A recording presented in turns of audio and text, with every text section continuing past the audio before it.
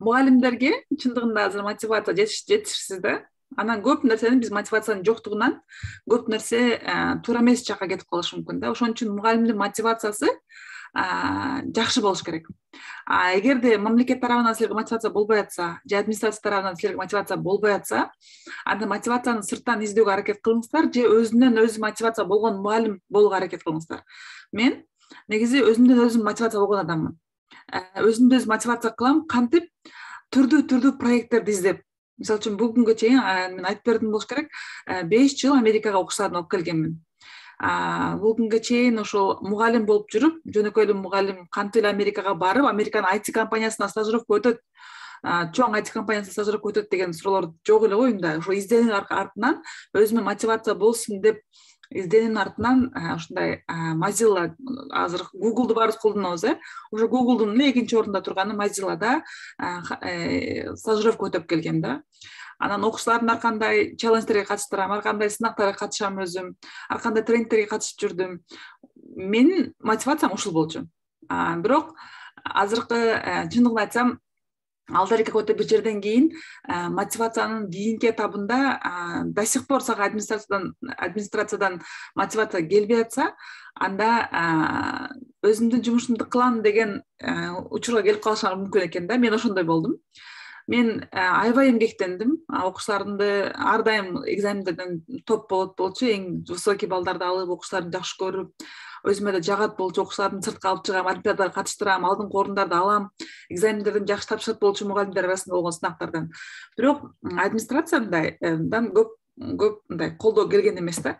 Анан какой-то бир учурдан кийин, бул жака келгенден кийин, Америкага келип кеткенден кийин мен түшүндүм да, я, кажется, могу больше деген түшүндүм. Хотя мен сапат лицейлеринде иштегеним үчүн, сапат лицейлеринде с утра до вечера сабак болот. Эртең менен барасың саат 8-де. Кечки 11-ге чейин жүргөн убактарым болот эле. Көбүнчө ошондой болот эле. Анткени биз даярданабыз, окуучулар кечинде калат, окуучулар менен чай ичебиз, алар менен сүйлөшөбүз дегенде, ошол күн саат кечки 10-до, 11-де бүткөн учурлар жумасына 3 күн минимум болушу да.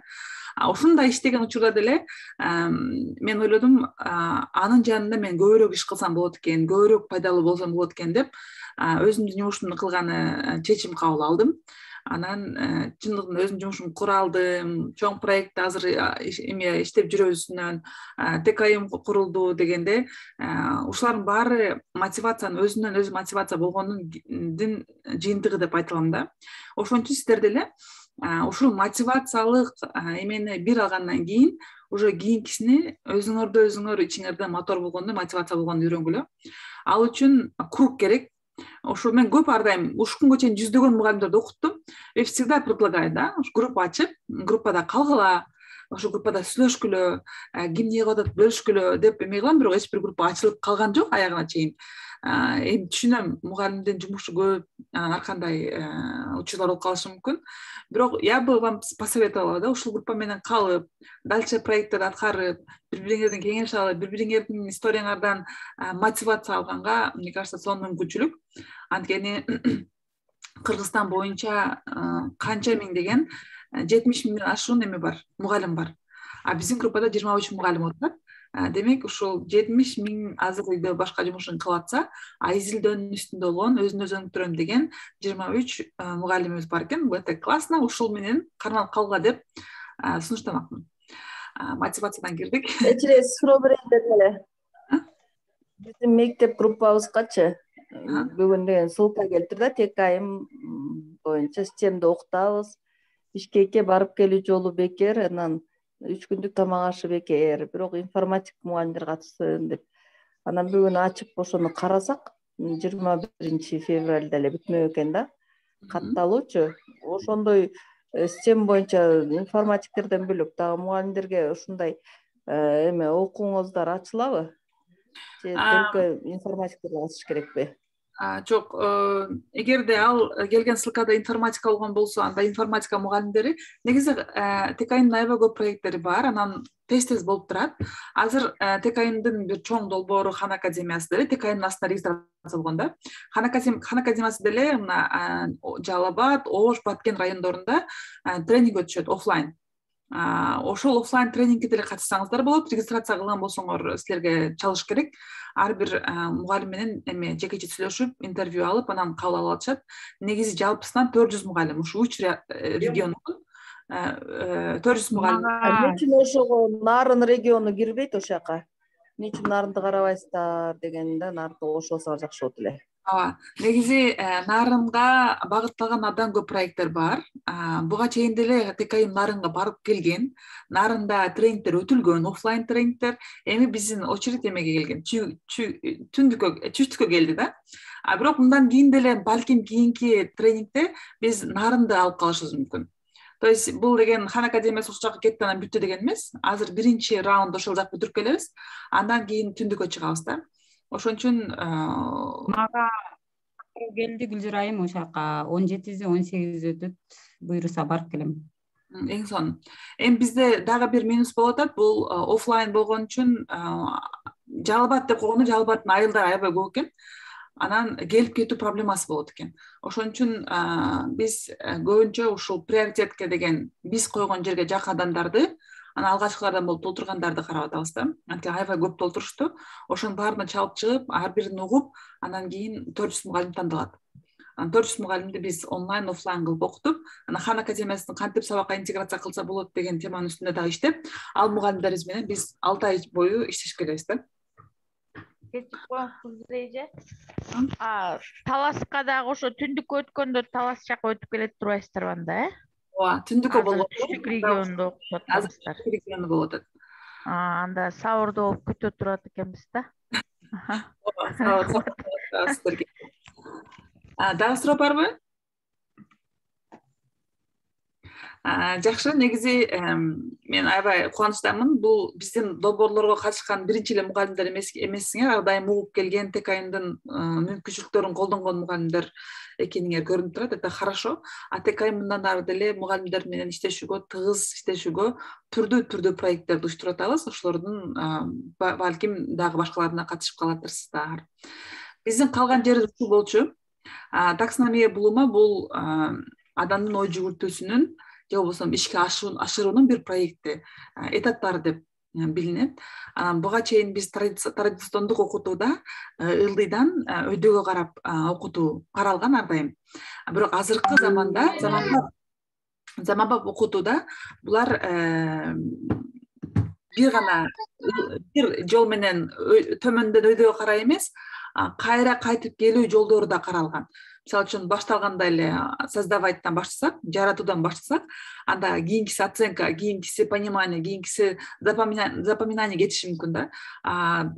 Буга чейинкидей биринчи эске тутасың, анан түшүнөсүң, анан колдоносуң, анан анализдейсиң, анан оценка бересиң, анан жаратасың деген эмелерден уже азыркы учурда бул эме болгон, алым салынган. Дагы да айтып берген болчу. Бул жерде ушул эмени билесиздер, ушул проценттерди.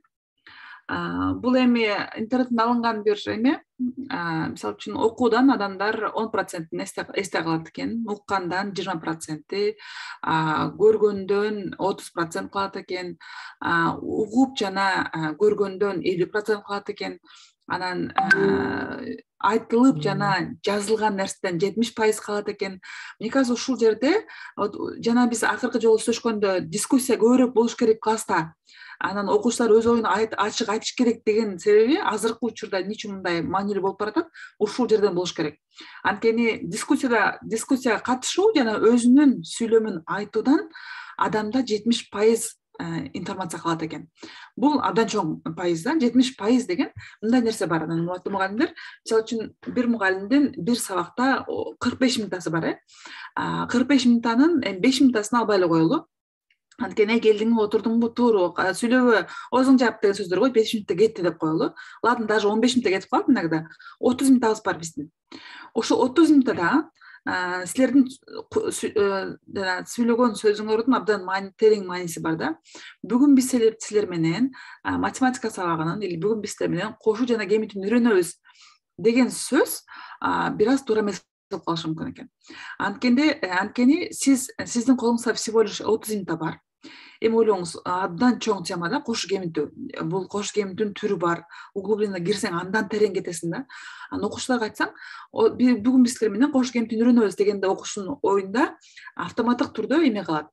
Демек мен бүгүнкү сабакта кош кеминтүүнү үйрөнүп коет экенмин деген ой калып калышы мүмкүн да. Хотя сен 30 минуттун ичинде анын баарын информацияны бере албайсың.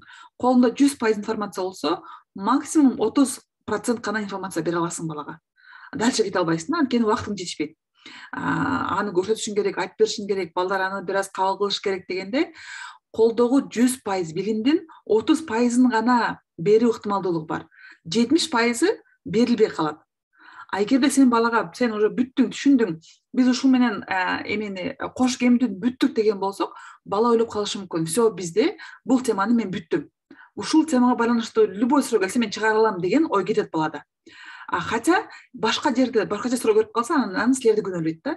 Биздин мугалим бизге буну үйрөткөн эмес. Мугалим кош темасын баарын өттүк деп бүттү, өзү келип экзаменде кыйын суроо сурап атат деген учурлар көп болот да. Менде да аябай көп болот болчу окуучулардан. Эжеке сиз класста дейт, сону түшүндүрөсүз, анан кийин оңой нерселер түшүндүрүп коесуз дагы, экзаменге келгенде кыйын суроолорду сурайсыз деген абдан көп учур болот эле менде. Ошол жерден окуучуларга абдан мага шанс болчу да ушул нерсе.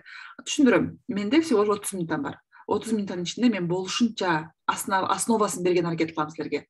Основасын берим, 70%ды өз алдынча окуп үйрөнүүгө балдар түртүү керек. Балдарга айтуу керек да, балдар, бүгүн биз силер менен сабакта ушул основаны үйрөндүк, бирок бул абдан чоң тема. Интернетке кирип карасаң, же китепти карасаңар, абдан көп суроолор бар. Ошолорду чыгаргыла. 70% менен толуктагыла. Эгерде 70% мен информация алам деген болсо, 100% алам деген болсо, анда 30-ун мен берем силерге, 70-ини силердин мойнуңарга мен илип коем деш керек да. Ошондо силердин жанагы ролуңар дагы өзгөрөт. Мугалимдин ролу балага главный основаны берүү, калган билимге багыттоо. Ошону өзүңөр кабыл кылсаңар деле мугалимдин жумушу чында жеңилдей түшөт. Сурооңуз барбы? Суроо берсем болот. Менде бар да суроо да, мисалы үчүн бул укмаңыз, могул өз алдынча ушул 5-класстан нары окуучу изденсе атат, но башталгыч класска кандай сунуш берет элеңиз? Мисалы үчүн башталгыч классты азыркы, мисалы үчүн азыр балдарда окуу деген өтө неме да, азыр ата-энелер дагы кандайдыр бир балдардын окуусуна көп көңүл бурбайт.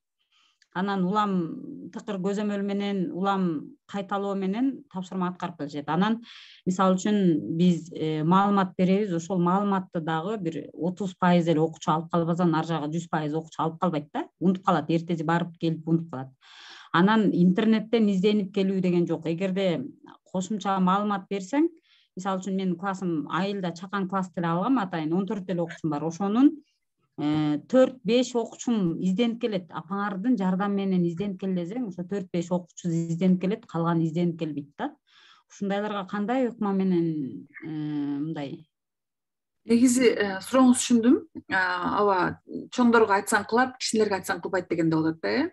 Бирок ошол нерсени, мне кажется, кичинелер дагы жакшыраак кылат. Бирок мындай нерсе бар. Багыт бергенде бул сөз жетишсиз. Мисалы үчүн балдар изденип келгиле деген сөз жетишсиз.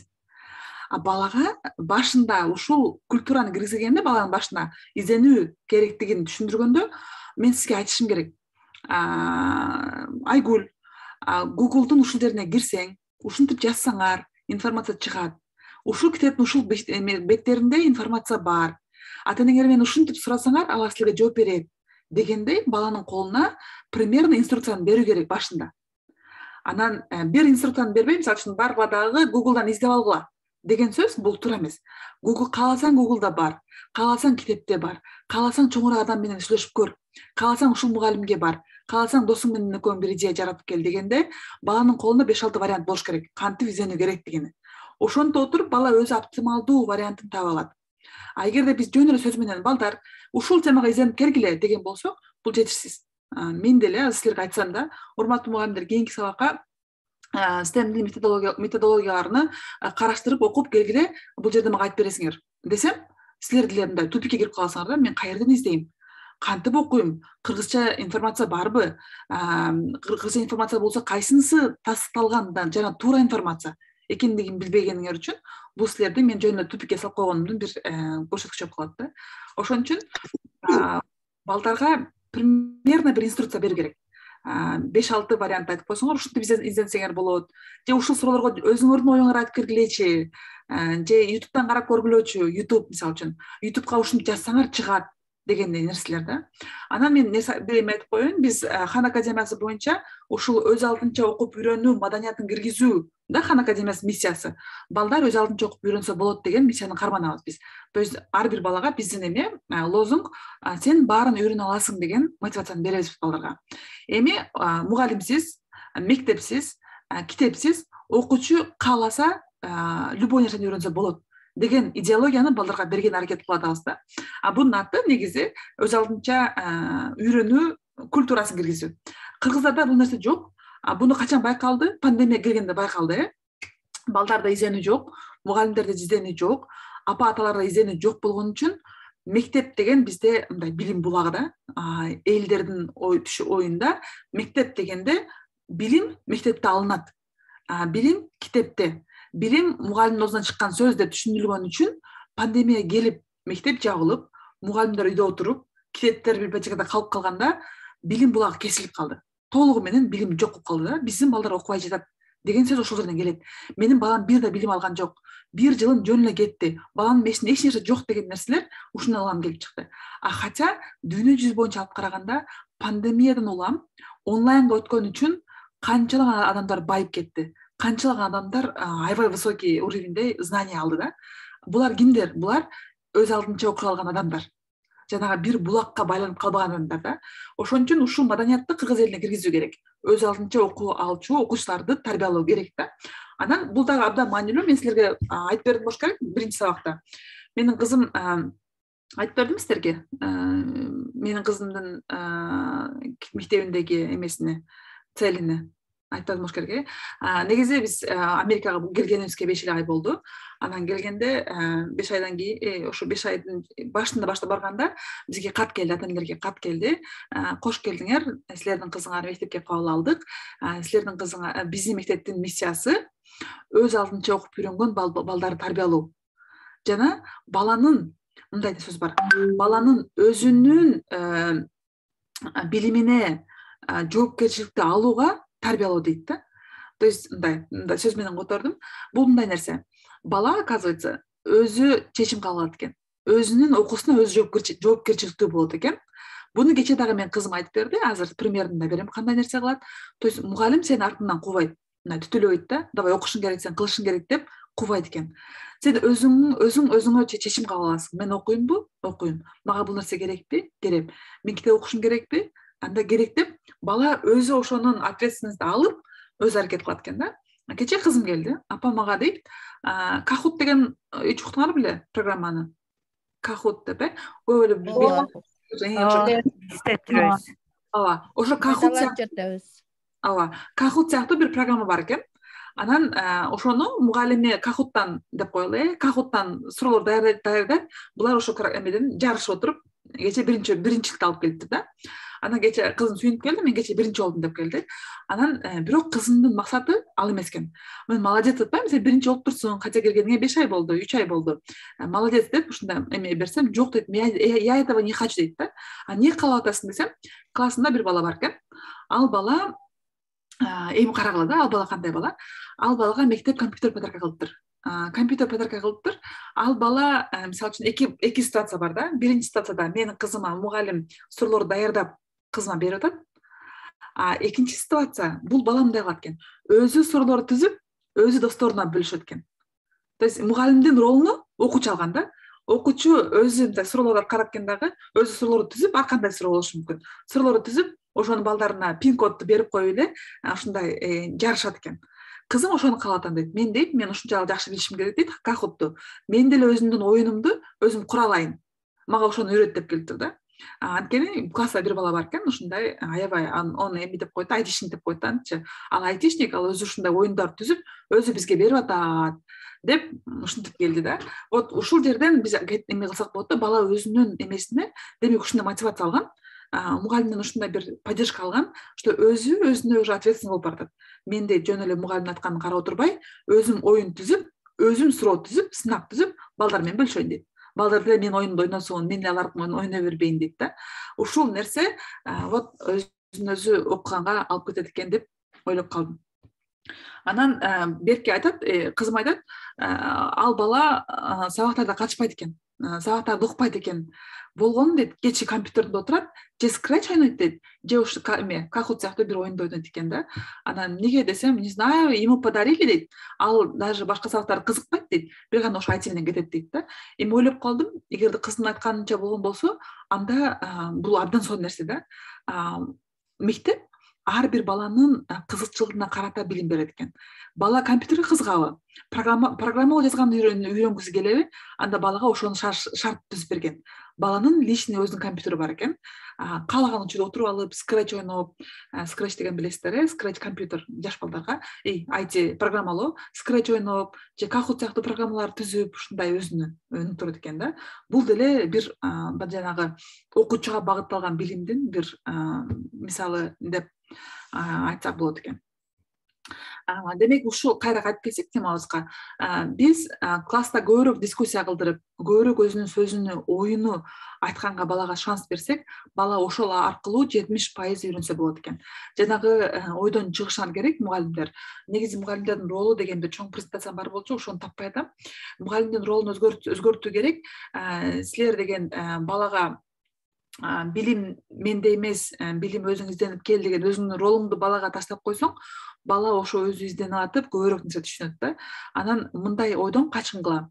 Эми бул жаш бала, болгон 2-класстын баласы, ушул балага мен ушул теманы берип койсом, бул келип туура эмес түшүндүрүп коет деген нерседен кээде мындай арылуу керек. Анткени эми ойлогула. Канча жылдык мугалимсиңер? 10 жылдык мугалим, 15 жылдык мугалимсиңер барыңар. Анан ушул күнгө чейин өзүң даярданып бардың. Ушул күнгө чейин өзүң кечке окуп бардың, кечке даярданып бардың. Канча окуучуң чындыгында сен каалагандай окуучу болуп чыкты деген суроого жооп берүү керек да. Эгер чындыгында силерде мен аяктаган ушул класстардын баары азыр ийгиликтүү, баары мага ыраазычылыгын билдирет, баары мени эстейт, баары өз ордун тапкан, аябай ийгиликтүү адамдар деп айта алсаңар, анда пожалуйста азыркыга чейинки колдонгон методдоруңарды колдоно бергиле. Эгер антип айта албасаңар, анда жооп бере албасаңар, анда метод өзгөртүү керек да. Сен эле сүйлөп, сен эле айта бербей, балдарга ошол ролду берип койсоң, балким чындыгында результат өзгөрүшү мүмкүн. Сразу эмес, келечекте бала өзүнүн оюн эркин айта алган, дискуссияга катыша алган. Вот дискуссияга катышуу деген нерсе эми ажылдап сүйлөө эмес, өзүнүн оюну адамдарга сый урмат менен кабыл алдыра билүүсү, жана элдин оюну сый урмат менен кабыл ала билүүсү, бул дискуссиянын бир этикасы да.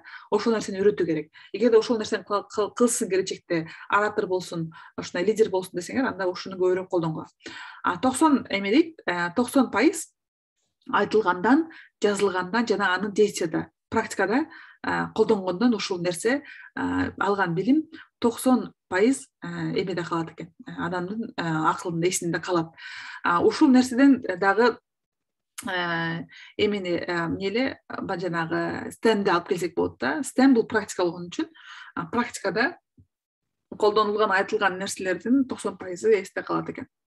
Надеюсь, бул бизге пайдалуу презентация болду деп ойлойм. Суроолор болсо, сурасаңыздар болот. Саламатсызбы? Саламатсызбы? Билесизби, сиздин сабагыңыз абдан кызыктуу болуп атат чындыгында. Мен өткөндө сиздин WhatsApp-ыңызга да жаздым эле, мага азыркы тема эмес, биринчи темадан кичине маалымат керек болот эле. Жанагы бүгүнкү бүгүн STEM күнү деп белгилеп, анан ссылка таратабыз деп эдик беле? Дебедиңиз беле? Ошол боюнча мага кичине маалымат керек болуп турат. Ссылканы кандай кылып даярдайбыз, анан кантип таратабыз? Биринчиден WhatsApp-ка жазгандарга көбүнчө жооп бере албаймын. Абдан көп мага суроо жооп келет. Анан Instagram'дан аябай көп келет, WhatsApp-тан аябай көп келет. Ошон үчүн көбүнчө мен окуп даже жооп бергөнгө жетишпей калышы мүмкүн, же жооп бербей коюшу мүмкүн. Анын үчүн кечирим сурайм, туура кабыл аласыздар деп ойлойм. Эгерде жооп берген эмес болсом, сиз эле эмес, андай адамдар аябай көп. Себеби мен өзүмдүн башка проекттерим болгон үчүн кечке телефон кармап отура албайм бир. анткени үй тирилигим бар.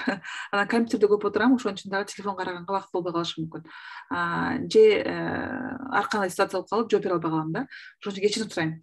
Экинчиден, эгерде STEM күнү боюнча бүгүн сүйлөшөбүз менен, азыр мен өзүмө 1 саатымды бөлгөм. 1 саат ушул мага айтылган темаларды айтып коюп, андан кийин STEM күнүнө даярдык кылабыз.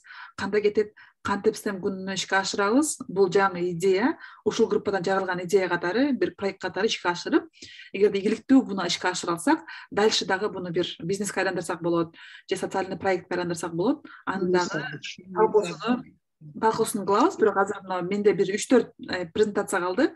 Ошону бүтүрүп койсок, кийинкиге өтөбүз.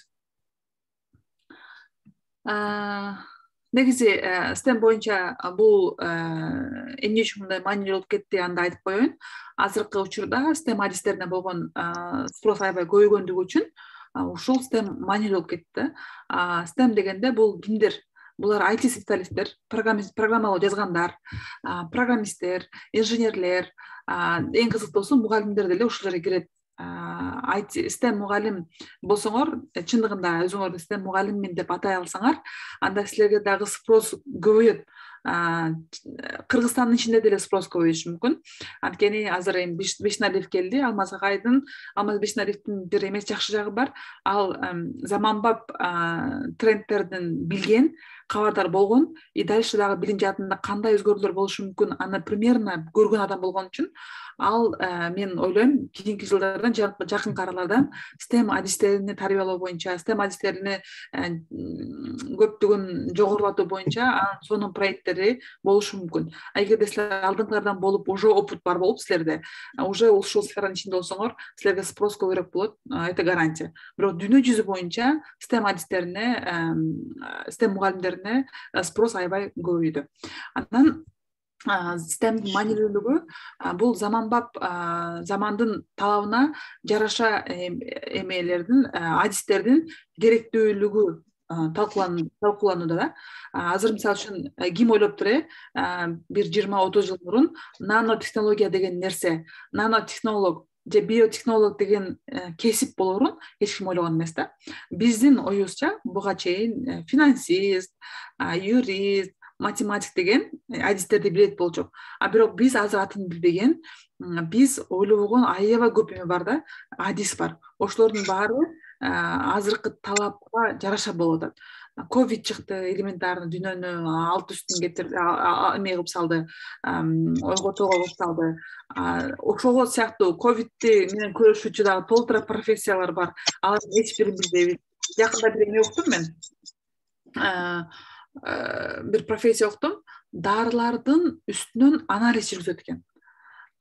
Ушундай бир эме экен. Дары чыккан уже, ал дары анализделип чыккан бир дарынын дагы жалпы дарыларга койгон анализдөөчү бирөөсү бар экен да. Ушундай дагы кызыктуу профессиялар абдан көп. Биз балдарды ушуга түртүшүбүз керек. Конечно, билбейбиз.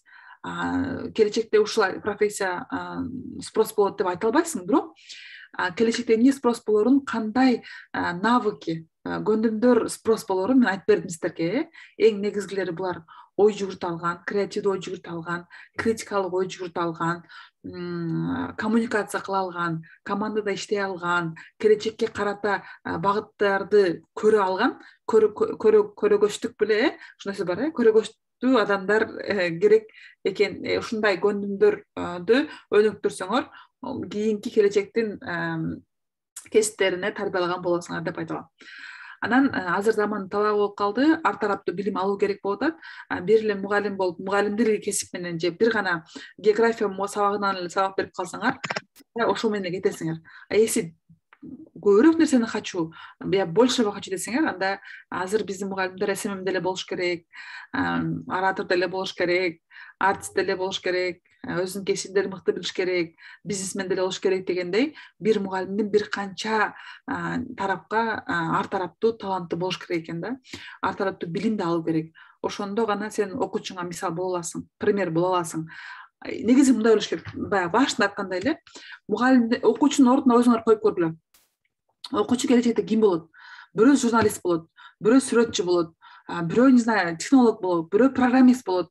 бирөө башка дагы ойма келбеген бир эме болушу мүмкүн, бирөө дүйнө жүзүнө таанымал сүрөтчү болуп кетиши мүмкүн да. Эми ойлогула, силердин колуңарда тарбия алган бала ошондой адам болуш үчүн, силердин балдарыңар түрдүү бала болуп чыгыш үчүн мугалимдин дагы ушундай түрдүү таланттары болуш керек да. Таланты прям болбосо деле ошол жактан информациясы болуш керек. Информация алып, балага кызыгуу берип, ошону түртүп коюу керек. Ошол мугалимде хотя бы ошол нерсе болуш керек. Таланты болбой эле кой, макул сен артист болбой эле кой, макул сен сонун сүрөт тартпай эле кой, бирок балага Да Винчи жөнүндө айтып берүүгөнгө бир информация болуш керек. Да Винчини кызыктырып коюш керек. Прада, Гуччилердин фэшни, мода дүйнөсүндөгү бир аз информация алып, кызыктуу бир нерсе айтып койсоңор, ал чындыгында балага бир гана сөз таасир этип, ошол менен жылып, ошол менен кыялданып, келечекте бир Гуччи болушу мүмкүн, келечекте бир Прада болуп кетиши, Праданын ээси болуп кетиши чоң бир ыктымал. Ошон үчүн ар бир адис, ар бир мугалим ар тараптуу билим алууга азыркы заман талап ушуну талап кылат экен. Анан STEMification деп аябай эме болду. Силердин да ушу келгениңердин себеби STEM деген аябай популярдуу болгон үчүн ушундай STEMification деп STEMге айландырылган бир азыр процесс жүрүп атат. Бул процесстин негизги 4-5 эле пункту бар. Албетте дагы кеңейтсек болот, бирок бул жалпыланган. Биринчиси, окуу процессине болгон мамилени өзгөртүү, мугалимдердин ролун, баалоо тутумун, окуу мейкиндигин өзгөртүү. Вот өзгөрүлө турган нерселер. Бир, окуу процессине болгон мамилени өзгөртүү. Мугалим берет, сен окуйсуң дегенден элементарно чыгуу керек. Изденишиң керек. Окуу бир гана мектепте эмес, окуу бир гана партада отуруп эмес, окуу бир гана мугалим айтканы менен эмес, окууну каалаган учурунда, каалаган кезде окуй алышың керек дегендей идеологияны берүү керек. Мугалимдердин ролун өзгөртүү керек. Бул силер үчүн керек. Мугалим бүт нерсени билиш керек, мугалим бүт нерсенин кабары болуш керек деген нерселерден алыс болуу керек. Баалоо тутумун өзгөртүүбүз деп айттык. Суммативдүү, формативдүү дагы бир презентация даярдап коюп, аны көрсөтөм. Баалоо тутумун өзгөрткүлө. Сен 5 койсоң эле, 2 койсоң эле бала өзгөрүп кетпейт. Ошону да билүү керек. Мугалим кичинеминдай реально да карап көргүлө, урматтуу мугалимдер. Ушул күнгө чейин кылган билимиңерди анализдеп көргүлө. Буга чейин мен каттуу 2-лерди коюп келдим. Же буга чейин подряд 5-терди бердим. Результат болдубу, болбоду деген өзүңөрдү анализдеп көргүлө. Болгон эмес болсо, анда өзгөртүү керек. Сен ар дайым 5 берип жүргөн болсоң, анда башкача баалоо тутумун колдонуп көр. Ар дайым 2 коюп келип, ушунчалык катуу мугалим болуп көргөн болсоң, анда аны дагы өзгөртүп көрүш керек да. Сөзсүз анализдегиле, мен киммин, мен кандай мугалиммин, буга чейин качан окуучуларым менен ыраазы болду эле, буга чейин кайсы окуучуларым менен кайтып келип, же ийгиликтүү болуп, мага бир аракчылыгын билдирди эле деген суроо көбүрөөк берсеңер, ошондо өзүңөрдүн жолуңа таап кетесиңер. Анткени сыйкырдуу бир эме жок. Сыйкырдуу бир палочка жок да. Ошону колдонсаң, сен окуучуларың сонун болуп кетет деген палочка жок. Окуучулардын муктаждыктарына жана жөндөмдөрүнө көңүл буруу керек экен. Окуучу эмнеге муктаж? Биз план бүтүш керек деген галочка үчүн иштейбиз да. Мага жылдык план берилген, ошону бүтүшүм керек боюнча шашып өтө беребиз. Негизинен мен окуучум үчүн балким башындагы тема калып калган, ошого муктаж ал деген нерсени ойлонуп көргүлө. Анан бул галочка эми бар да, баягы план толтуруу боюнча. Баарыңар билесиңер, ар бир эле мектеп буга уруксат берет. Эгер теманы өтпөй калсаң, өттүм деп жазып кое бересиң да. Лучше өттүм деп жазып кой, нежели сен баарын өтүп, бир результат болбогондон көрө, 5-6 өтүп, бирок окуучуларың 5-6 темадан аябай мыкты болуп, калганын билбесе деле, ошол 5-6 темадан мыкты болгону биз үчүн чоң плюс болуп калышы мүмкүн. Чыныгы жашоо, практика, илим, ар кандай коом, компаниялар менен байланыштырган сабактар өтүү керек. Чыныгы жашоого байланыштырган мисалдарды бергиле, сырткап чыгып ойноткула, ар кандай эксперимент жасаткыла, илим дүйнөсүнө киребиз деп изилдетип көргүлө, компанияларга алып баргыла, ар кандай коомчулуктар бар. ТКМ алып келгиле балдарыңарды, мисалы үчүн элементарный, Хан академиясына алып келгиле балдарыңарды, ар кандай компанияларга тойбоско алып баргыла. Тойбосто кантип жаш бала деп ойлойбуз да, кичинекей 1-чи класстын баласын деле тойбоско алып барсаңар болот. Тойбос буга ачык эле да. Тойбоско алып барып, көрсөтүп, колбаса кантип чыгат, кантип иштелип чыгат. Бала толук маалымат ала албайт. Бирок баланын оюнда мындай булуттан болсо дагы бир аз дагы картина уже отура баштайт да. Банкка алып баргыла, банкта адамдар кантип иштейт, кантип акча санайт, базарга алып баргыла, адамдар кантип соода кылат. Ушундай адистерге байланыштуу жумуштарга балдарды алып чыгып ошо байланышты көрсөтүү керек да. Анан долбоорго негизделген окутууну жайылтуу керек, дизайн ой жүгүртүүсүн, шандагайлыкты, жигерди колдонуу керек.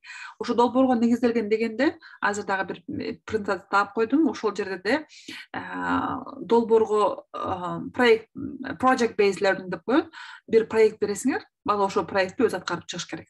Анан дизайн ой жүгүртүү деп ТКМларда азыр популярдуу болуп аткан бир жааты дизайн ой жүгүртүүнү колдонуу керек. Бул эмпатия кылуу, түшүнүү, ага чечим чыгаруу, идея жаратуу, аны прототиптөө, тестирлөө жана колдонуу дегендей бир канча дизайн ой жүгүртүүнүн өзүнүн этаптары бар. Ошол дизайн ой жүгүртүүнү сабакта колдонсоңор болот, бала менен маек кылганда колдонсоңор болот. Негизи дизайн ой жүгүртүү жашоонун ар бир этабында чоң бир плюс болуп колдонсоңор болот. Коомчулуктун, өлкөнүн, бүтүндөй дүйнөнүн реалдуу көйгөйлөрүнү чечүү үчүн балдарга тапшырмаларды бергиле. Мен каалайт элем ушу Кыргызстандан бирөө чыгып, жана аба ырайыны тазалоочу бир нерсе таап чыкса экен депчи. Анткени Кыргызстан чындыгында мен өзүмдү билем. Бишкекте жашайм. Бишкекте жашап, ушунчалык баягы көнүп каласың да, организм көнүп калат, жанагы кышында абаны жутуп. Анан былтыры кышы бою Бишкекте жүрүп, апрель айында Америкага келип 2 ай туруп кеткем. Ошо апрель айында Америкага келип, Американын абасы менен Кыргызстандын абасын салыштырганда, чындыгында аябай чоң айырма бар да. Кыргызстанда как будто сен мындай тумандын ичинде жүргөндөй эле, сасык бир эменин ичинде жүргөндөй сезим болот экен. Америкага келгенде как будто мурдуң ачылып, тоого чыккандай бир сезим болот да. Ушул жерден эле чындыгында жанагы көрсөткүч, акыркы болду Кыргызстан деген көрсөткүч, бул жөнөкөй көрсөткүч эмес. Чындыгында абанын булганышы абдан чоң бир эме да, проблема. Балдарга ушуну бергиле, ойлонуп келсин, изенип келсин, чоңураак балдар болсо, кичүү балдар деле болсо, ар кандай суроолор бере берсеңер, балдардын деле в тему деле өзүнүн чечими чыгып келиши мүмкүн. Анан STEM адистигине кызыгуу жогорулап жатат. Демек, бул тармактагы адистердин саны көбөйүүдө. Эгерде өзүңөрдүн ордуңарды жоготуп койгонду каалабасаңар, ар дайым спрос болгон, ар дайым бир талап кылынган мугалим болууну кааласаңар, анын үчүн деле эмес, бирок окуучулардан жанагындай шылдыңдоо көрбөй, ар дайым сыйырмат көргөн, сыйлаган, сыймыктанган мугалим болууну кааласаңар, анда STEMди окуу ошол жерден жаралат да, ошол жерден келет. Анткени STEM эмнени багыттап атат бизге? Жалпылап айтканда, окуучу менен байланышты өзгөртүүнү STEM сунуштайт да. Окуучуга карата окут, окуучунун муктаждыгын көрүп, окуучуңду ук, ага сүйлөө укугун бер, анын идеясын угуп көр, анын идеясы аркылуу иштеп көр дегендей, окуучуну главный центр коюп атат.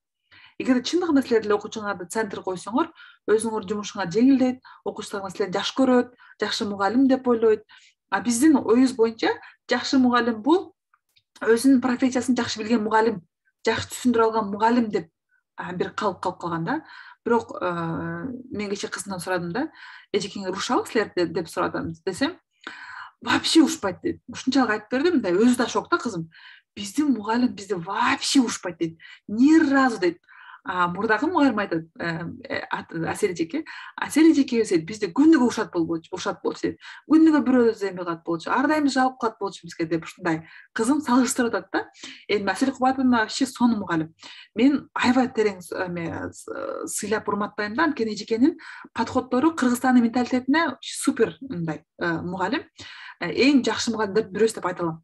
Бир биздин Динара деген эжекебиз бар болчу садиктен. Эки ошо Асель Кубатовна менин аябай сыйлаган мугалимдеримден, анткени кыргыздардын менталитетине жараша билим бере алган окуучу мугалимдер да. Бияктагы бирок салыштырганда, демек бияктагы такыр урушпайт экен. Таң калыштуу, кантип бир мугалим урушпайт. Анан кызынын бутуна бирөө суу төгүп койгон экен. Эжекеме шалып кылсам, эжекем эч нерсе кылган жок дейт. Демек, анан кантип айтат десем, бир гана эме дейт, кызым болгон 4-класс дейт. Больше так не делайте дейт.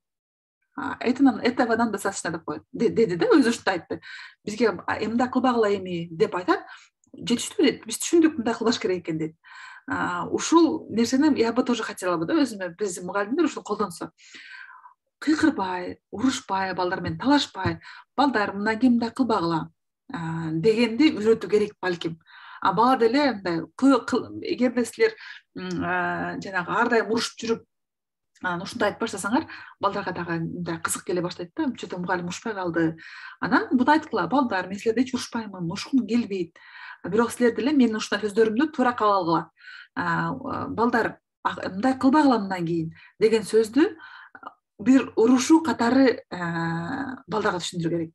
Эгерде мен ушуну айткан болсом, анда мен силерди урушуп аткан болом деп айтып коюш керек балким. Ошондуктан ушундай методдорду көбүрөөк колдонуңуздар деп айтып кетмекчи мен. Суроо барбы, урматтуу мугалимдер? Угуп атасыздарбы? Сабактын бүттөрүнө мен дагы бир сабагым бар эле 9-да. Бир саат бүтүбү же дагы уланабы? Эгер улансам илгисин YouTube'да көрөйүн. Ооба, бизде 2 сааттык эми. Мен ушундай пландап алгам да 8-ден 9-га чейин биякка, 9-дан 10-га. Ооба. 2 сааттык эме. 2 саатка чыгарсам болот да. Ооба. Жок, уже бүттү. Биздики бул ушул акыркысы. Азыр сиздер менен STEM күнү сүйлөшүп, анан STEM күнү боюнча пландап, ошонун үстүндө иштейбиз. Бирок дальше дагы уже STEM боюнча информация көп деле бере албай калат болушум керек. Акыркы эмени презентацияны көрсөтүп коеюн. Формативдүү жана суммативдүү баалоо боюнча кыргызча маалымат алып келем деп сөз бердим эле. Интернеттен таптым. Ошол интернеттеги тапкан эмелерди кыргызчага которуп келдим. Формативдүү жана суммативдүүдү баарыбыз билебиз. Бул жана мугалим даярдаган сынактар, сумма коюлган, бир баа коюлган эмелер. Мугалим даярдайт сынакты, стандартташтырылган тест бул, ОРТ болсун, гос сынактары болсун, НСТ болсун, SAT болсун, булардын баары стандартташтырылган тест. Презентация жасап келсе, отчет жасап келсе, буклет кылып келсе, эссе жазып келсе, тест, жыйынтыктоочу тест, отчеттин жыйынтыктоочу, ушулардын баары суммативдүү бир баага байланган баалоо системасы. 100% берем, 10% берем, 5, 2, 4, 3 дегендердин баардыгы суммативдүү бир баалоо системасы. Ал эми формативдүү бул кыска суроолор менен түшүнүүнү баалоо керек. Балдарга, мисалы үчүн, сабак өтүп атканда обязательно баланын түшүнүп түшүнбөгөнүнү сабактын аягында бир тест кылуу аркылуу же чейректин аягында бир тест кылуу аркылуу гана баалабастан кыска суроолор менен дагы баалап кетүү керек. Ошондо баланы түшүнүп атабы, түшүнбөй атабы, силерде бир идея пайда болот да. Анан дальше кетишим керекпи, кетишим керек эмеспи дегендей чечим кабыл аласыңар. Ошон үчүн кыска суроолорду берүү керек. Анан рефлексия жүргүзүш керек. Ар бир бала өзүнө, сиз мугалимге, окуучуларга, окуучу сизге өзүнө өзү баалоо системасы боюнча деле рефлексия жүргүзүү керек. Менин эң көп колдонгон рефлексиялардын бирөөсү бул арал болчу. Биз чоң бир аралда балдар өзүнө элестетет. Анан балдарда бир канча эме болот, карточка болот колунда. Бул арал мага абдан жакты. Мен дагы да изилдөөнү улантам деген бир эме, карточка. Мен бул аралда өзүмдү аябай жалгыз сездим. Мен эч ким түшүнгөн жок, мен эч ким түшүнбөй атам деген бир эме. Бир бэдж болот, бир карточка болот. Анан дагы бир карточка. Бул аралды мага жакты, бирок дагы да көбүрөөк информация алышым керек болуп атат деген бирөөсү, бирөөсү болсо мен уже түшүндүм, дальше өзүм кете алам деген бирөөсү болот. Балдарга ушундай карточкалар берем. Сабактын аягында же бир темадан кийин, же бир учурдан кийин балдар ушул эмелерин алып келип, доскага мынтип аралга жабыштырат да. Ким өзүнү кандай сезет?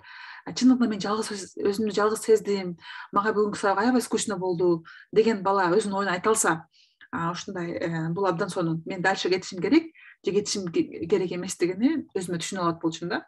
Ушул нерсени колдонсоңор болот. Анан башында балдар мугалимдин көзүнө киребиз деп, жакшы баалабыз деп, жанагы мага баары түшүнүктүү болду деп колдоно беришет. Бирок балдар менен бир аз ушундай келишим түзүү керек да. Балдар ачыгын айткыла. Силер ачыгын айтсаңар, мен силерге жардам бере алам дегендей көбүрөөк бир аз айта берсеңер, балдар барып уже ачык эле, мага скучно, мага сабак жаккан жок, мен түшүнгөн жокмун, мен өзүмдү жалгыз сездим, эч ким мага түшүндүрө алган жок деген нерселерди ачык айта баштайт. Бул силердин жумушуңарды жеңилдетиши мүмкүн да. Эгерде балдар ачык айтканда силер аны урушпаш керек. Сен ушул жалгызым деп атасың, анткени сен ушул ойноп отурдуң, уккан жоксуң деп урушпай, аны туура кабыл алып эле, хорошо деп, анда ошого жараша иш чара көрүү керек. Анан чыгуу билети деп төзмө тиз которуп койдум, exit tickets деген. бир темадан кийинки темага аттоо үчүн балдарга бул тема аркылуу кыска сурамжылоо жүргүзөсүңөр да. Ошол сурамжылоону жооп бере алган балдар кийинки темага өтсө болот дегендей экзит керек да. Кирети яратуу керек.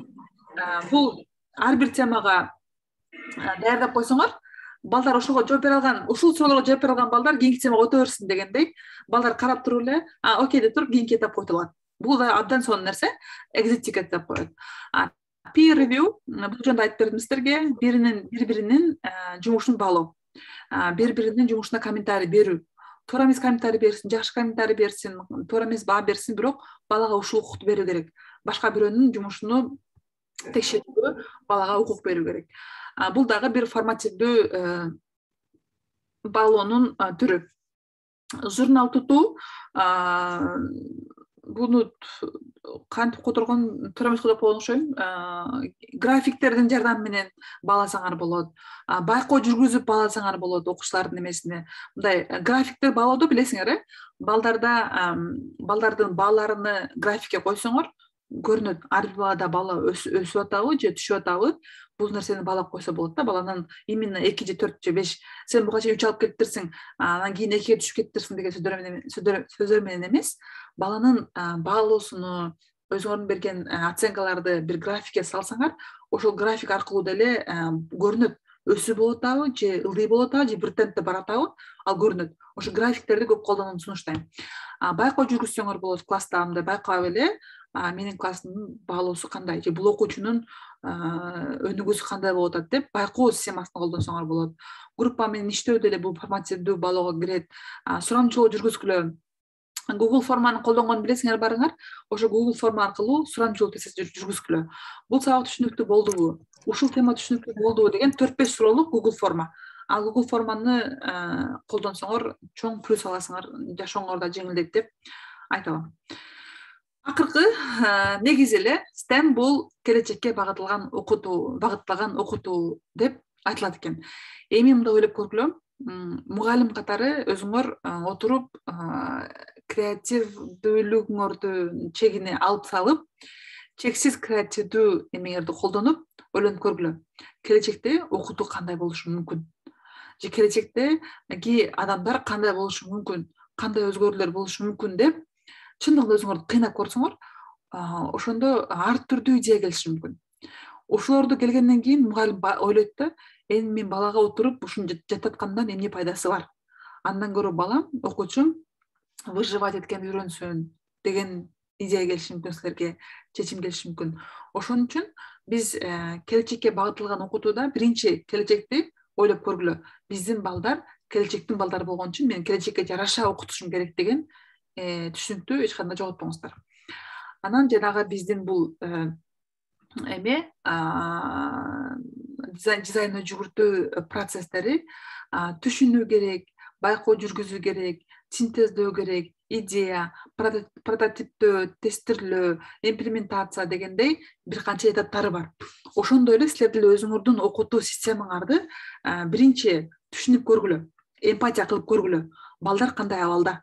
Азыркы балдарым, алардын кабыл алуу каналдары ачыкпы, жабыкпы, фундаменти кандай, үй-бүлөдөгү абалы кандай?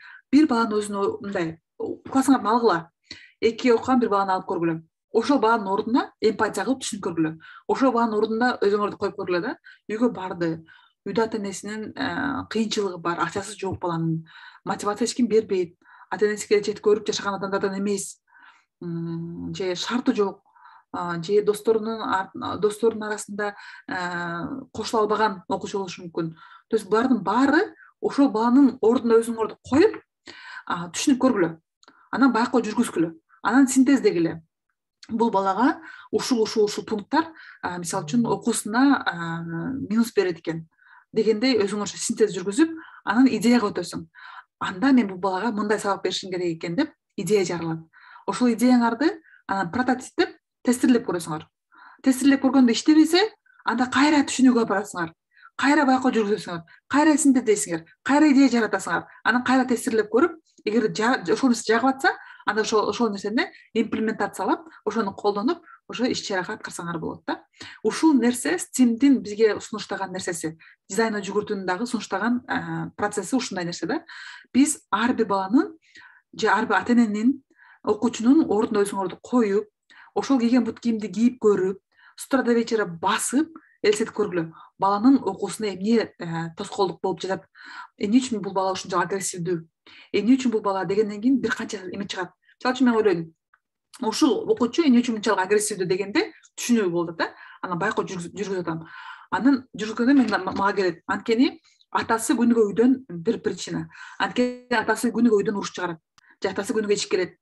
Же болбосо балдар менен эме тил табыша албайт. Буну эч ким кошпойт. Мен дейсиңерби, мен эч ким кошпойт.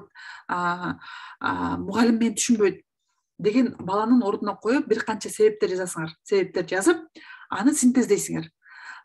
Буга мен киреше албайм. Ата-энесимен мен киреше албаймын деп аны синтездегиле бир аз эме электен өткөргүлө да эмелерди, баягы себептерди. Кайсыл себептерге сен таасир эте алсаң, мугалим катары, анда ошол себептердин үстүнөн ойлойсуң, анда менде ушул көйгөйлөр бар. Анда бул көйгөйлөрдү чечүү үчүн эмне кылышым керек? Бала менен жекече сүйлөшүп көрөм. Класста ага сүйүмдүү көрсөтөм, ачык эле. Мага жагасың сен деп айтам. Айбек, сен аябай акылдуу баласың. Ушул кылганың мага аябай жагат. Ушинтип кийинип келсең мага аябай жагат. Чачыңды бул жака тараганың сонун болуптур дегендей подходдор менен өзүнчө бир балага жакындап көрөм. Сүйүмдүү, анткени үйдө сүйүүсү жок болсо баланын, анан мектепте сүйүүсү болсо, мугалим сүйүү берсе, анда балким бул балабыз чындыгында бир жакшы бала болуп кетиши мүмкүн дегендей идея жаратасыңар. Ал идеяны кылып көрөсүңөр. Бирок көп балага сүйүү жакпашы мүмкүн. Сен сүйүүн көрсөттүң, бирок бала уялып, наоборот түнт болуп, ичине кирип кетиши мүмкүн. Анда окей, аны өчүрдүк дагы, кайра барабыз дагы, кайра идея жаратып, же кайра түшүнүп көрүп, кайра аны байкап, кайра синтездеп, ушундай процесс ушундай жүрүш керек да. Бирок башы качан башталат? Эмпатия кылгандан, түшүнүүдөн башталат. Түшүнүп, эмпатия кылып көрүү керек.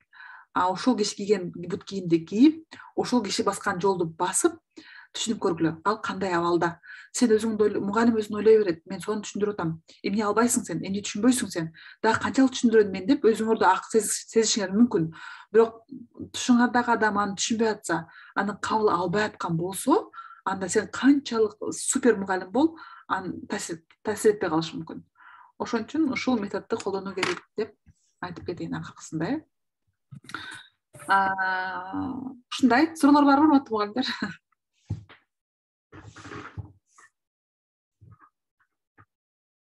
Суроолор, сунуштар, пикир. Сонун сабак. Рахмат, Жазгүл эжеке. Чындыгында жыйынтыктап коеюн. STEM дегенде силер өзүңөрдүн ожиданияңарды дагы бир аз өзгөртүү керек. STEM тренинг дегенде азыр Гүлдере келип бизге ушундай бир палочка берип коет.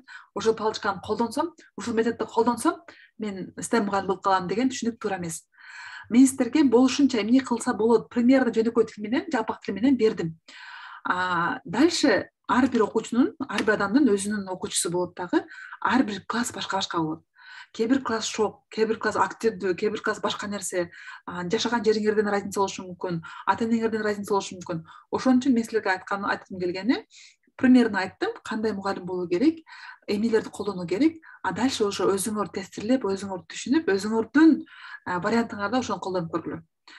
Негизинен эч бир тренинг, эч бир сабак, эч бир эме силерге бир формула же сыйкырдуу палочка бербейт дагы. Ал палочка иштеп кетет деген нерсе жок да. Ошон үчүн, надеюсь, мен сиздерге мындай бир аз да болсо пайдалуу болду, 3 күндүк тренинг эмес, пайдалуу болду деп ишенип кетмекчимин. Бир сааттык убакыт бөлөбүз, убакыт время жеңги дейт. Убакытты бөлүш да бул чоң нерсе да. Убакытты баалаш керек. Ар бир берилген билимди баалаш керек. Ыраазычылык билдиребиз. Сонун жакшы тажрыйбалар менен бөлүштүңөр. Жакшы өзү үчүн билимдерди алдык. Чоң рахмат. Негизи мугалим айткым келип атат да, информатиктерге үйрөнүүндө атайын дагы бөлөк окутасыздарбы? Ошол ссылкасы болсо. Асел, бул жерде болсо Асел жооп берсе болот. Асел, биздин мугалимдер, информатиктер үчүн дагы эгерде долбоорлор болсо ссылкасын жиберип коелу группага. ошол жерден анан негизи Текайымдын же менин же башкалардын Instagram баракчасына биз жаңылыктарды чыгарып турабыз. Ошол жерге катталып койсоңор, ошол жерден деле алып турсаңыздар болот информацияны. Рахмат. Башчылык билдирем. Чоңсуздарбы? Анан жана айтып кеткениңиздей, темаларды түшүндүргөндө окуучулардын өзүнө нагрузка түшүрүш керек деп айттыңыз го. Ошол боюнча теманы ошондо барып окуучуларга түшүндүрүп отурбай, окуучулар өзүнө тапшырыш керек, кандай кылыш керек? Эми окуучунун класстагы окуучунун абалына таштоо керек. Мисалы үчүн силер мындай деп коелу, бир эки орундуу сандарды кошууну үйрөттүңөр балдарга, аны түшүнүштү балдар. Эми балдарга өзүнө 3 орундуу сандарды кантип кошсо болот деп тапшырма берсеңер болот. Балдар ошондо өзү түшүнүп келип, бир группага берип койсоңор, ал группа сүйлөшүп келип, эртеси күнү сабакта түшүндүрүп бериши мүмкүн. Бала туура эмес түшүндүргөндө силерге бир чоң возможность болот да. Адамдарга катаны көрсөтүп үйрөтүү жеңилирээк. Мисалы үчүн бала туура эмес эле биринчи айтып койду да. Анда сен айтасың, жок, бул жерде негизи мындай болгон үчүн ушундай болуп атат деген мугалим өзүнүн сөзү менен даттап коюшу мүмкүн да. Эгерде бала совсем жаңы теманы менин окуучуларым өзү изилденип келип, өзү изилденген окуучулар десеңер, жок, буга кыйналат десеңер, анда биринчи теманы берип, кийинки уровеньдеги теманы берип койсоңор болот. Ал бир аз дагы өзүнчө изденип келиши мүмкүн. Мүмкүн эжеке мен да кошумча кылып коелу. Менин практикамда, мисалы үчүн, мен 6 класста окуучулардын алдын ала берем да, айрым учурда ушундай окуучулар бар да. Мен эртең сабак өтүп берем, мен өтүп берем. Дублер. Мугалим катары өтүп. Анан балдар кызыгып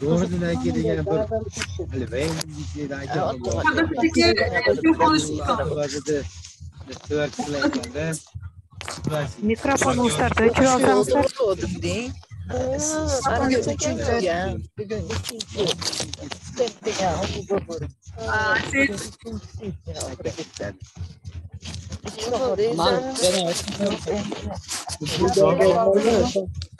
Теманы бар го? Ар бир теманы окуучуларга бөлүп берсе кандай болот ошондо? Окуучулар да ушул темага даярданып келип, бүгүн сен мугалим болуп өтүп бересиң классташтарыңа деп. Ошондой идеялар кандай болот? Сонун болот. Буларды берүү керек. Керек болсо мындай кылуу керек. Окуучуга теманы бөлүп берип, сен өтөсүң мугалим болуп, сен сабактан кийин мага кел, мен сени даярдайм деп койсоңор деле болот. Окуучу келгенде бир аз информация берип, баланы даярдап, ушундай айтасың, ушуну түшүндүрөсүң, ушул жерде изденесиң, мынтип колдонсоң болот деп, бир окуучуга айткандан кийин ошол окуучу уже у него уже опыт болот, же бир группанын опыту болот дагы, андан кийинкисине башка группага түшүндүрүп койгула. Негизи азыр пат деп эле балдарга тапшырма берип койсоңор, балдар аны түшүндүрө албай калышы толук ыктымал. Анын үчүн мен жана айткандай, биринчи силерде өз алдынча окуу эмне экендигини балдар сезип көрүш керек. Ал учурда мугалим полностью силер колдошуңар керек. Колуна маалымат берип, түшүндүрүү ыкмаларына бөлүшүп, мындай кылсаң болот, андай кылсаң болот, дагы өзүңөр кошсоңор болот деп, мугалим бир канча убакыт балдарга поддержка берүү керек. Анан балдар ал нерсени сезип, мугалим кандай экенин түшүнүп, кайерден изденсе болот экенин түшүнгөндөн кийин, анда уже сен жөн айтып койсоң болот. Эртең сен ушул теманы түшүндүрөсүң, мен айткан боюнча барып изилденип, өзүң өтүп бересиң, мен сени угуп, мен кошумчалап турам деп койсоңор болот. Бирок изначально силер балдарыңар такыр билбей атса, өз алдынча изденгенди, сабак өткөндө биринчи опыт болсо, анда мугалим 100% аны колдошуңар керек силер. Колдоп, болушунча информация берүү керек ошол группага же ошол балага. Окуучулар толук кантип түшүндүрө албайт, бирок изденгенге мүмкүнчүлүк берсе болот. Мен да ошондой окуучуларга берем. Болушунча алдар жетишинче өтүшөт, анан мен өзүм толуктап, кемчиликтерин толуктап кетем. Өздөрү байкашып катасыз. Эми көп мугалимди ушул нерсе кармайт. Окуучу түшүндүрө албайт деген нерсе кармайт. Бирок бала албетте түшүндүрө албайт башталганда. Биринчи такыр түшүндүрө албайт. Кийин бир аз түшүндүргөнгө аракет кылып көрөт. Кийин дагы жакшы болуп, аягында уже ачыла баштайт да, ачылып баланын немеси өсөт. Сүйлөшүү ачылат, баарысы ачылат. Бул нерсе эгерде башталгыч класстан башталса, анда бул балдар келечекте же чоң класстарда кадимки эле мыкты инсандар болуп калышы мүмкүн да. Ооба, 11-чи мен 10-чу класста класс жетекчисимин. Мен класс жетекчиси болгон үчүн жөн эле теманы бөлүп берем. Аябай соңго түшүнүп беришет. Бул пышып барат, 11-чи класска чейин бала пышып калат. Ооба. Дублер сабак өтүп туруш керек, кез-кезде жеңил темаларда. Ошондо тарых сабагынан биз көбүнчө окуп түшүнүүнү колдонушубуз керек экен да. Тарых сабагынан ооба. Тарых сабагынан мен кыздарымдын опытын айтып берейин. Ушундай карта кылып, окуялардын картасын түзүп беришиптир. Бул мындай да, тарых сабагын окуп эле ал жерде дискуссия кылып койгон жок мугалим. Аларга окуп түшүндүрүп бериптир дагы, плюс ошол болгон окуяларды бир карта кылып мындай колдоруна сүрөттөр чыгып бериптир. Ал сүрөттөрдү келип мындай өзүнүн болгон учуруна, убактысына жараша мындай эмеге тизип келди да. Уш биринчи ушул болгон, андан кийин бул окуя болгон, андан кийин бул окуя болгон, андан кийин бул окуя болгон деп кызым үйгө келип түзүп кетти. Бул деле жанагы көргөн, жасаган, практикада колдонгон. Жөн эле угуп сүйлөп койбой, аны практикада мындай кол менен да кылган үчүн баланын оюнда 100%, 90% калат. Тарыхта ушинтип колдонсоңор болот. Жөн айтып коюп эме кылбай, аны чагылдырып, же бир эме ошол учур чагылдырган спектакль түзүп койсоңор болот. Болушунча интерактивдүү форматка өтүш керек. Жакшы, дагы суроолор барбы? Саламатсыздарбы? Рахмат эжеке, абдан жакшы сабак болду. Анан жанагы окуучуларга сабак өткөндөчү, ошо окуучуларга дагы ишеним бериш керек да. Анан кээ бир окуучулар бар, биздин оюбуздан дагы өтө күчтүү кылып, кандайдыр бир оюндарды, анан логикалык ой жүгүртүүлөрдү таап келгиле десек, алар да таап келишет да. Анан карап отуруп, айрым окуучуларга дагы кызыгасың да. Негизи ишеним берсек, бала дагы баягы өзүнүн оюндасын ачык айтып, дагы алдыга умтулуп, таап келгенге аракет кылышат экен. Ушул негизи окуучу менен мугалимдин ортосундагы мамиленин негизи бул ишенич да. Бала туура эмес айтса дагы силер ишенишиңер керек. Силер алдап атса дагы ишенип көрсөтсөңөр, анда дальше бала уже бүт секреттерди силерге айтып берет. Сен алдадың мага, сен алдамчы экенсиң дегенден эч кандай толук чыкпайт. Лучше алданып калгыла, бирок ишеним көрсөткүлө. Мен сага ишенем. Сен кыла аласың. Сен баарын өзүң үйрөнө аласың деген ишенимди көрсөтсөңөр, балдар полностью өзүнүн ичиндеги потенциалды ачып бере алат. Бир гана сабак түшүндүргөндө эмес, вот жанагы кайрылы келдик да. Окуучу түшүндүрө албайт деген нерсе окуучуга ишенбестикти алып келет. Же окуучу бул досунун оценкасына туура эмес текшерип коюп, өзүнчө 5 берип коет деген бул ишенбестик. Пускай 5 берсе берсин, эми бир 5тен эч нерсе өзгөрбөйт да. Ишеним көрсөтүп, мен сага ишенем, сен туура текшересиң. Мына сага жооптор, балдардын сабактарын текшерип бер деген ишенич деле бир чоң балдарга эме бир курал катары аларды күчтөндүрөт да. Ооба, рахмат. Эң негизи окуучуларга багыт беришибиз керек, туура багыт беришибиз керек. Сонун сабак болду. Туура. Рахмат. Анда кандай кылалы? Бизде ошол STEM күнүнү Кыргызстан боюнча бир бум кылып бир нерсе жараталы. Албетте менин оюмда азыр примерно бар. Мен сиздер менен ошону айтып коеюн, анан силер толуктагыла. Изденип келели. Анан кийин бир күндү белгилеп, ошол күнгө STEM күнүбүздү уюштуралы. Негизи мен кандай элестетем? Биздин мугалимдер азыр 20-33 мугалим болуп калыптырбыз, бирок башында 15 мугалимден баштаганбыз. 33 болобу, 15 болобу каалоочулар менен мугалимдер өз алдынча бир эксперимент таап келесиңер. Же бирге ортого салабыз. Мисалы үчүн balloon car, жанагы баллон менен иштеген машина, же эмне бар дагы, слайм, же дагы башка нерсе, же бир макет бир нерсенин дегендей ушундай бир канча ар түрдүү эксперименттер аябай көп. Ошолорду алабыз, ар бир мугалим өзүнө жаккан экспериментти алат.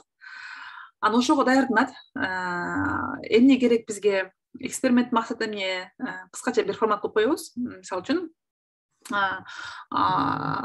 Жипар эжекенин классында өз алдынча баскан кагаздан жаныбарлар жасайбыз дегендей эме болот, түшүнүк болот. Керектелүүчү материалдар деп аларды коебуз. Анан канча убакыт кетет ошону коебуз. Анан ссылка даярдап коебуз. Ошол Жипар эжекенин сабагы келгенде каалаган окуучу кирип, ошол ссылка менен Zoom'га кошулуп, сиз менен кошо алар келгенде биз кадимки тосуп алып, өзүңүздү тааныштырып, бүгүн биз силер менен ушундай өзү баскан жаныбарлар жасайбыз деп балдар менен ушу отуруп алып, мен анын үчүн ошо камераны туура коюу керек да. Zoom менен болсо, мисалы үчүн балдарга Zoom керек болсо эки неме колдонсоңор жакшы болот. Мисалы үчүн өзүңөр көрсөткөн бир экран болсо, телефонуңар менен кызыңар же балаңар же жолдошуңуздар телефондун камерасы менен силердин кылып аткан нерсеңерди көрсөтүп турса болот. Эң оптималдуу вариант ушул. Силер көрсөтөсүңөр, анан балдарга убакыт бересиңер, балдар жасайт, өздөрүнүн оюн айтышат, аларды угасыңар, сонун маек кылып, түшүндүрүп, аягында ушу баардыгы эме кылат, өзүнүн жаныбарын жасап көрсөтөт. Же слайм болсун, же башка нерсе болсун, 30 мүнөттүн ичинде ошол эксперимент жасалып бүтөт. Бул мындай элге кандай десем, республика боюнча уюштурулган бир STEM күнү деп белгилеп койсок, ошол күнү 4-5 саат бою бизде эме болот, эксперименттер болот. Каалаган ссылкаңар менен кирип, каалаган эксперимент жасасаңар болот дегендей рассылканы кетиребиз. Анан балдар каалаган учурда кирип, каалаган эмеси менен, ссылкасы менен экспериментти силер менен кошо жасаса болот. Ушундай бир эме. Эгерде бул жакшы иштеп кетсе, анда силер өзүңөрдүн эмеңерде мектеп же районуңарда STEM Family Day деп койсоңор болот. Үй бүлөлөр менен STEM күнү деп уюштурсаңар болот. Бул силерге эмне алып келет? Бир, мугалим катары коомчулукка болгон салымыңар. Эки, балким ишкердикке аттанып калсаңар бир идея болушу мүмкүн. Анткени платный кылып койсоңор болот кейин. Мисалы үчүн STEM күндөрүн уюштурам, ушунча баланы катыштырам, ушунча нерселер үйрөтөм, анан баасы 50 сом же 100 сом же 20 сом деп койсоңор деле балдар төлөп келе тургандай болуш керек да. Негизи ушундай жөнөкөй эле. Кандай карайсыңар? Кантип дагы муну байытсак болот? Кандай кылып дагы да жакшыраак өткөрсөк болот? Андай идея таап, сабактарда да кошуш керек экен да, презентацияларда. Жок, презентация кереги жок. Вообще презентация кереги жок. Бир гана эксперимент эле. Экспериментти эле силер өзүңөр жасап, мындай мен эксперимент жасайм, силер менен кошо жасайсыңар ошол нерсени. Болду, ошол эле. Биз муну деген видеого тартып анан ссылкасын таштайбыз да. Жок. Бул прямой эфир болот. Жандуу эле балдар кошулат, арткан адам кошулат, аркандай үй бүлө кошулат. Силер отуруп көрсөтө бересиңер.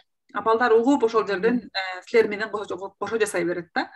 Мунун максаты балдар үйгө барганда, мисалы үчүн кечинде кылабыз да, балдар үйгө барганда телефон карабай, компьютер карабай, же жөн эле отурбай, ушундай бир жакшы убакыт өткөзсүн дегендей бир максатта уюштуруп атабыз.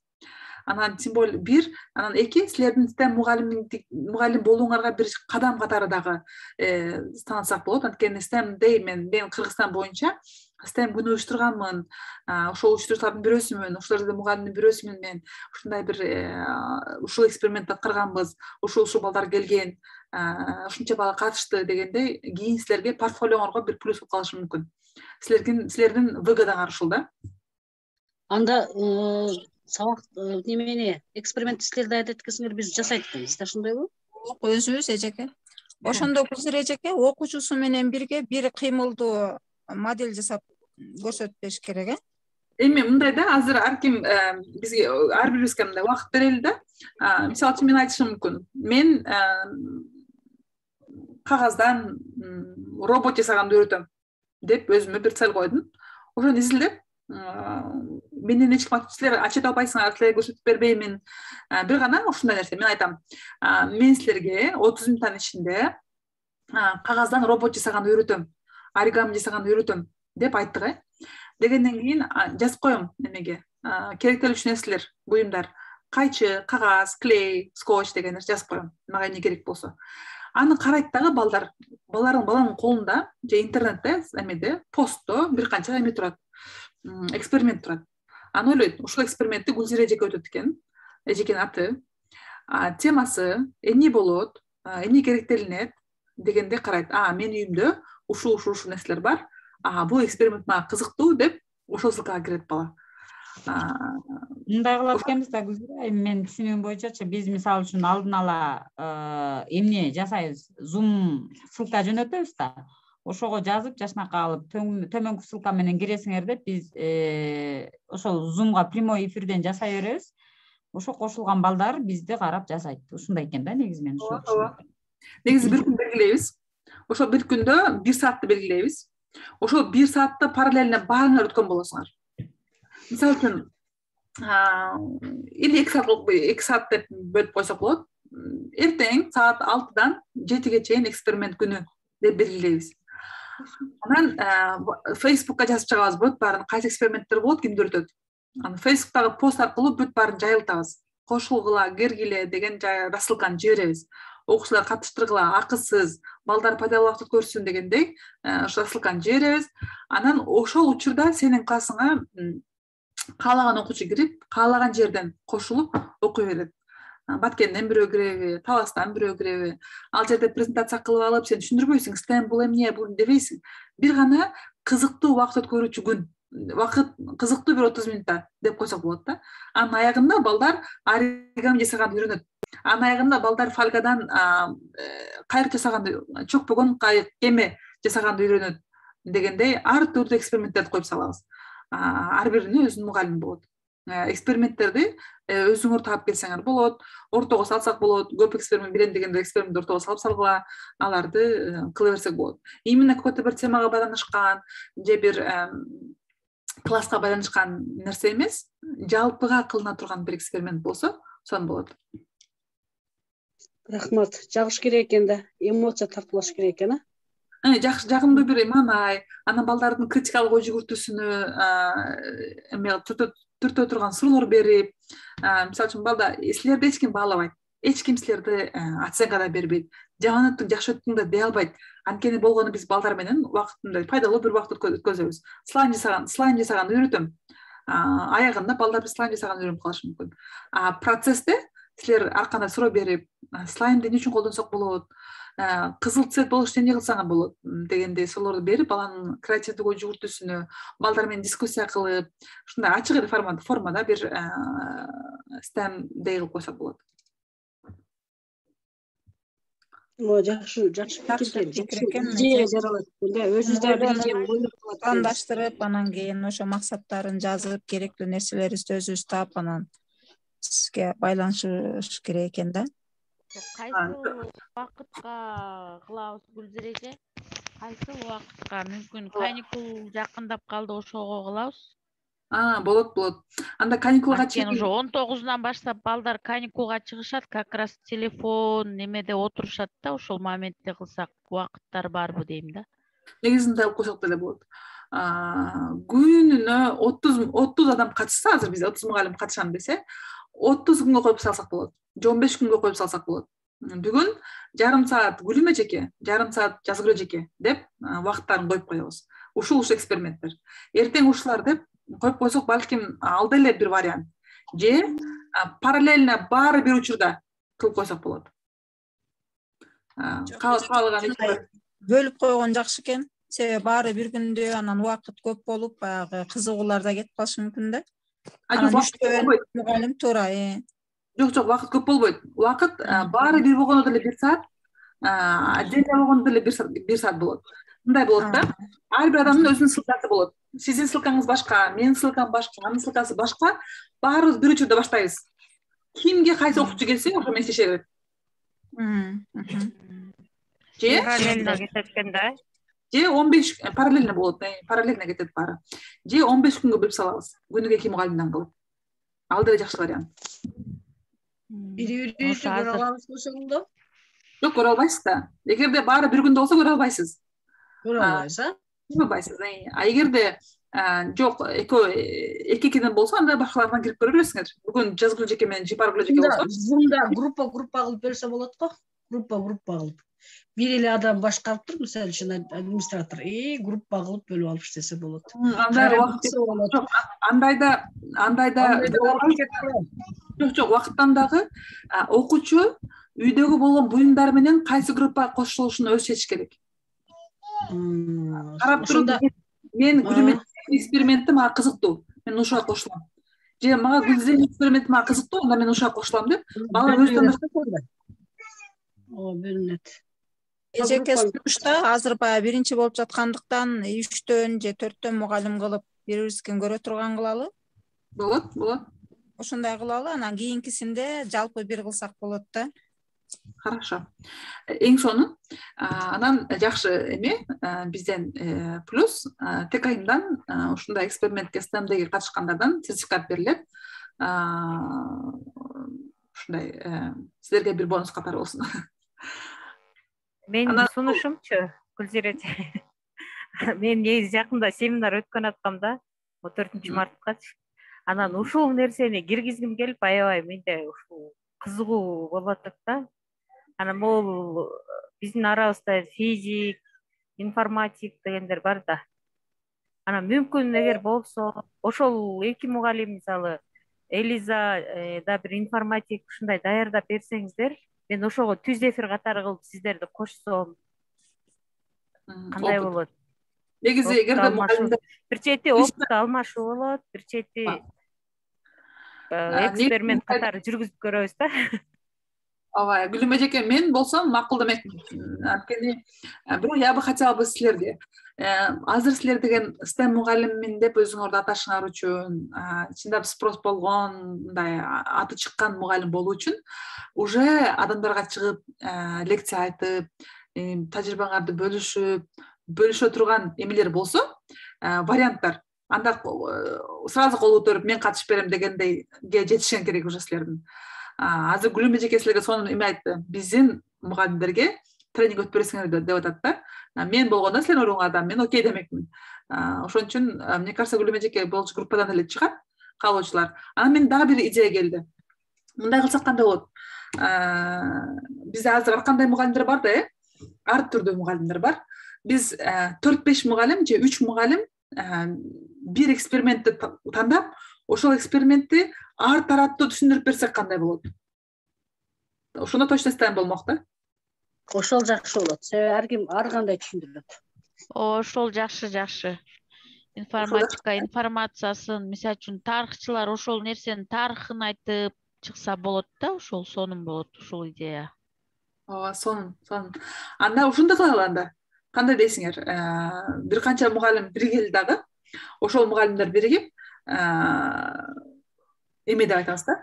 Ушул эксперимент деп бир эксперимент тандайсыңар. Ошол экспериментти биз ушул тараптан, бул багытынан, бул багыт физика багытынан, география багытынан, бул багытынан түшүндүрүп беребиз деп рекламаны кетиребиз. Анан каалаган балдар кирип, мугалимдер кирип, кошулуп укса болот.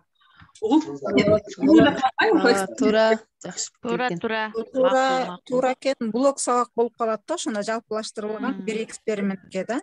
Ошондо как раз STEM болуп калмак экен, Как раз STEM болот экен да ошондо. Сонун. Анда мындай кылалы. Жакшы идея.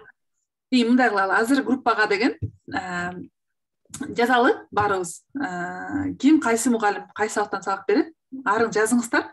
Мен список кылып, группаларга бөлүп айтам. Ушул силер бир группасыңар, ушул силер бир группасыңар деп айтабыз. Анан силер отдельно өзүңөр байланышып, примерно экспериментиңерди аныктап, анан мен менен бөлүшүп, группадан идея алып, отдельно иштешип баштайбыз. Анан иштешкенден кийин уже толук биз даярбыз деген учурда бир датаны коюп, анан уже рассылканы кетире баштайбыз да. Болобу? WhatsApp группага жазабыз, WhatsAppка жазабызбы? WhatsApp группасында баарыңар бар болсо. Окей. WhatsAppка жазалы. Жазгыла. Мен список чыгарам дагы. Анан примерно окшоштуруп группалар түзөм. Силер ошо группалар бир айылдан же бир шаардан, областтан болгондун кереги жок. Ким кайда болсо болбосун, онлайн ошону кеңешип, не кылсак болот деп, өз алдынча пикир алышып, идея жаратып, бир сунуш менен келесиңер. Анан жардам керек болсо мен всегда жардам берем. Группага жазсаңар же мага же Аселге жазсаңар жардам беребиз. Ар бир группа биз тандадык, биз даярбыз дегенден кийин сүрөтүңөр менен уже рассылка жибере баштайбыз. Эң жакшы идея айттыңыз, колдойбуз, туура. Макулбуз. Анда ошондой бүгүнкү бүтүрөлү. Азыр группада анда уланталы, Баара түшүнүктүү болдубу? Ооба, рахмат. Группадан дагы чоң рахмат. Чоң рахмат барыңыздарга. ийгилик буюрса сонун STEM Кыргызстан боюнча сонун STEM күнүн уюштура алабыз. Чоң рахмат. Ийгилик ишиңиз.